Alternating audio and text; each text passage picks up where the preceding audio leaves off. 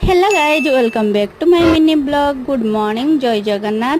आउ जो मैंने मो चैनल रे नुआ अछंती जल्दी जल्दी जाई सब्सक्राइब लाइक कर दियंतु। आउ कौन कहबी किछि नहीं, सकाळ सकाळ जल्दी हला उठिकी आमे बाहरिलु टिके मार्केट जीवा पई। जेहेतु मो बाबा कहिले कि चलो, आ मो बाबा को एका जीवा पई भल लागेनी, तो मु आसले मो बाबा मते कहंती कि चा मो सहित। तो आज आमे दुई भौणी बाहरिलु। आउ एठी मार्केट पहुँच गलु। एटा हैला हमरो कमरदा मार्केट, जेहेतु माने एटा सकाळ सकाळ बसे आउ सबु किछि हैला मिले एठी पनीपरिबा आ माछ। सेटु आसिके आमे टिके आलदम नेलु, जेहेतु एटा मो +2 बेले उठु फेवरेट।